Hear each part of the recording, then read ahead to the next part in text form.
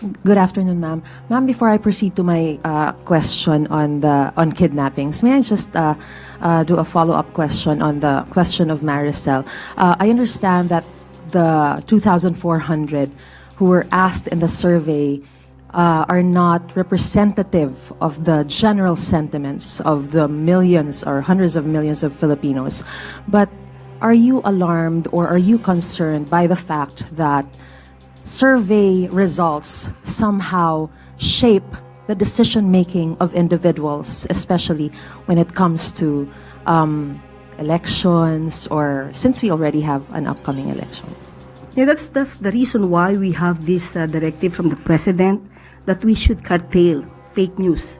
Since day one that we had been appointed, we were tasked to do our job, to spread the truth and not fake news. Totoo po yan. Sinabi po natin before na ang fake news makakapag-diskaril ng isipan ng tao, ng taumbayan. Kaya nga po gumagawa ngayon ng aksyon, nagkakaroon po ng pagpupulong ang Presidente, ang Pangulo, sa mga heads of the agencies, especially DICT, para po matugunan na po at mabawasan na po itong mga fake news na nagkakalat, lalong-lalo na po ngayon, campaign season.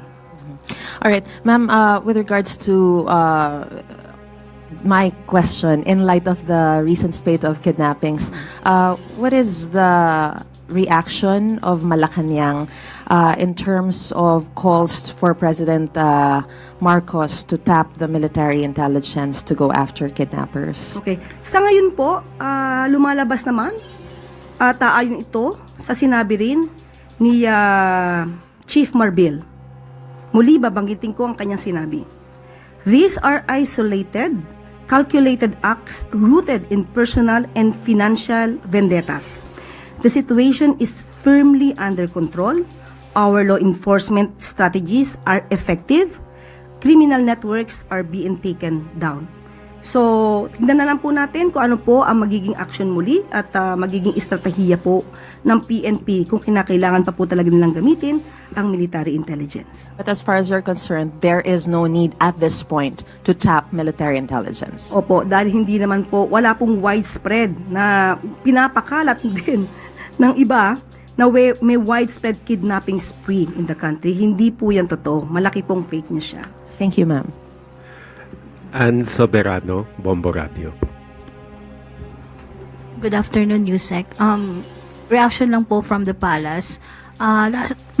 Last week kasi, matapos pong inendorso ni Vice President Sara si Senator Amy Marcos, naglabas din po ng pahayag si dating presidential spokesperson Harry Roque at sinabing batay sa isang magazine ay may report daw talaga na gumagamit ng illegal na droga ang Pangulo.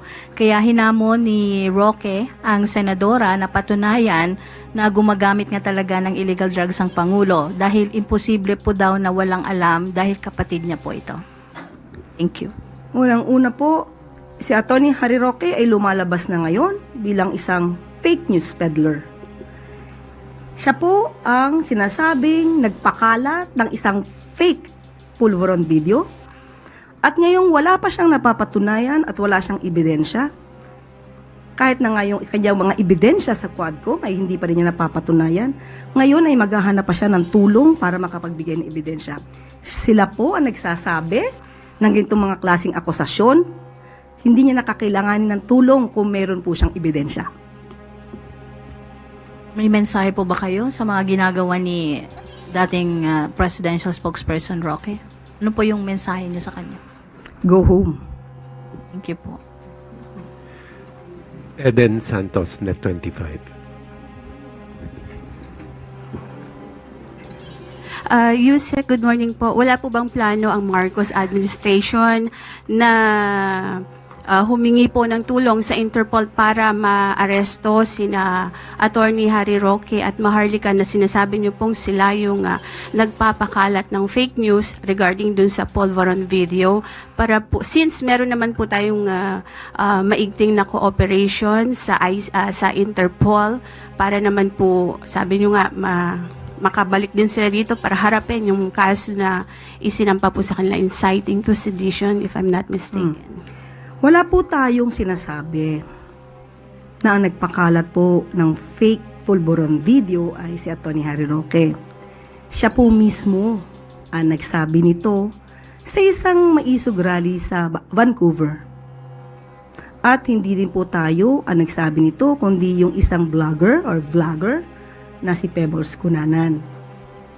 Pero ito na may base sa kanyang mga sinabi sa kanyang talumpati sa maisog rally.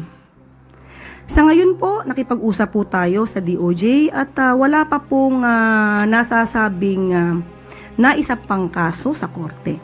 So wala pa po itong lumalabas na warrant of arrest issued by the court. So hindi pa po natin kakailanganin kung ano man po ang hihinging tulong mula sa Interpol. At hahayaan po muna natin ang DOJ sa kanila magiging action patungkol po dito. But as of the moment po, wala pa pong anumang update patungkol dyan. Bakit po wala pang naisasampang kaso? Well, in fact, ang NBI po ay nagsabi na yung mga fake news peddlers na nasa bansa at nasa ibang bansa ay kanilang aarestuhin. Medyo nagkakaroon po ba ng delay sa pag-file ng kaso laban sa kanila or hindi pa rin po ganon bigat or ano yung ebidensya para sila po ay masampa ng kaso? Ang bigat po ng ebidensya ay makikita nyo naman po sa kanilang mga sinasabi. Ito po ang kaibahan siguro ng ating administrasyon sa kasalukuyang administrasyon.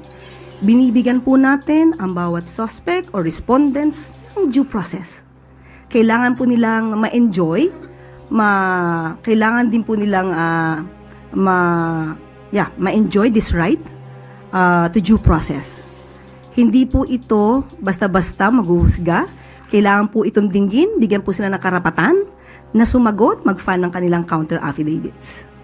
Doon na lang po sa last question po yung pagpapatawag po ng meeting ni Pangulong Marcos sa iba't ibang head of agencies na para pag-usapan yung fake news at tila ito po ba ay nagbigay ng pagkabahala sa Pangulo yung pagsadsad po ng kanyang ratings kaya po nagkaroon ng ganitong pagpupulong? Hindi po nabahala ang Pangulo sa anumang rating sa survey. Sabi natin kanina, ang Pangulo, kahit ano man ang rating, mataas, mababa, magpapatuloy siya sa kanyang trabaho. Hindi po siya mapapahinto ng anumang survey. Basta ang gagawin lamang po ng Pangulo ay gumawa ng naaayon sa batas at magtrabaho ng tama. Ang pagpapatawag po sa DICT ay para pag-usapan po ang paghinto ng fake news at yung tungkol po sa magiging good news po natin patungkol sa connectivity para sa mga kababayan po natin. Yan po yung dahilan ng meeting.